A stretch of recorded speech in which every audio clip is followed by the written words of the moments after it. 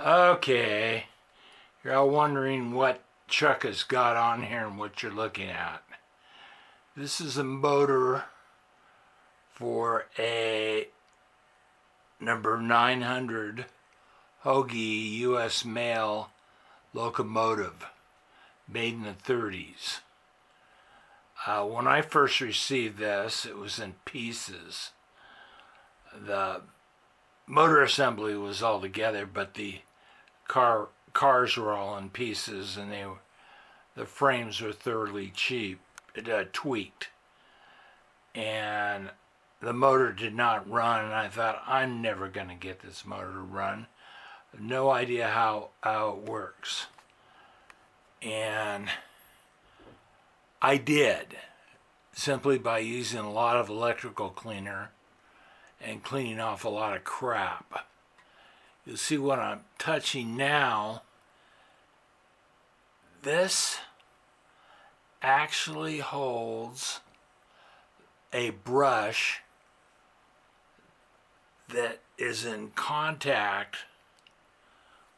with this shaft here, and this shaft is an armature.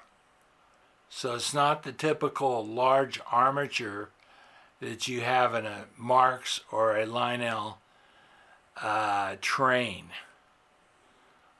Speaking of post-war, not talking about can motors, anything like that. And on each end, you'll see a insulated plate which has a spring, and the springs hold that shaft. So you have to imagine, I don't want to squeeze or mess these up, but these do have the ability to move and ride on that shaft. And so you've got 3 slots in that shaft, as you would on your armature plate. And I clean this up with enough electrical cleaner that it worked. And I'm not messing with it. You can see your motor coils in the back. And you also see where I overdid, I think it was Gorilla Glue, because these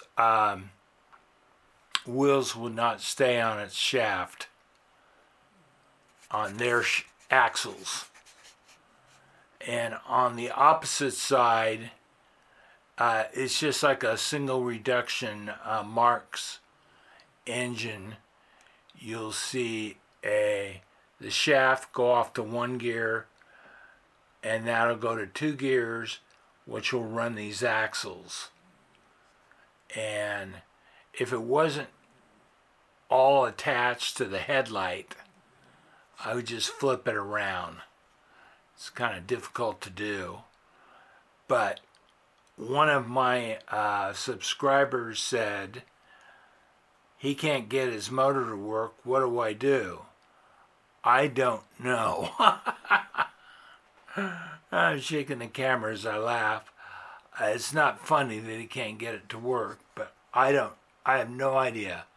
I just cleaned it all up, got it working fine, and I haven't touched it since. And keep my fingers crossed every time I put it on the tracks. It's a pretty heavy duty unit. And you'll see these slots here where this actually comes underneath this locomotive, and you will attach it, and it gives the locomotive the ability of moving through centrifugal force around the curves. The motor itself will stay on. The locomotive body will slide from side to side as it goes around the corners. So you need to leave lots of room and not have any nearby trains. Anyway, I thought you might be fascinated by this. Probably under fascinated by the fact that I had to use Gorilla Glue to get it to go. But you use what you got. And probably the best way to have put this back together would have been to remove the axles, use a hammer on an anvil, flatten them out a little, and then pound the wheels on, which I did not do. I was just afraid I was going to break it. So anyway, something interesting, something I'm sure 99% of you have never seen before, and hopefully I'll never have to repair. But I found electrical cleaner, and when I owned an old antique car, I had carburetor cleaner. Works just fine a lot of these motors. You'll see the nice Santa Fe 204 in the back. You'd want to remove that shell and have it 6 feet away from where you're working, because you'll think the carburetor cleaner, you've taken a towel and wiped off your fingers, you think it's not going to stick to your fingers. It's still in your fingers, and in the skin. It will stick to these shells, and it'll pull the paint right off the shell. So you'll have to scrub your hands really good after you use a carburetor cleaner if you're working around plastic shells. So anyway, this is my little weird film of the day on the Hoge 900 motor.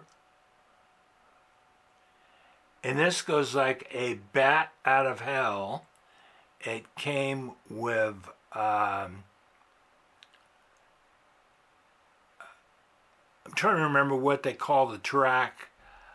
It's higher on one side than the other, so you could, it's like a racing track, so you could run it faster and it wouldn't derail. And this, you'd almost swear this has magnet traction, the way it'll go around my little 031 curves and hangs on to it. This has 2 cars, trailing cars, and you can see it if you look back in my older films. You can watch it going. So anyway, enough of that. I always thought I'd get it out and show people what it was, and the question I got today gave me the excuse to do it. So, no more shaky hands. Once again, this has been a Big Lizard production. Thank you for watching, and bye-bye.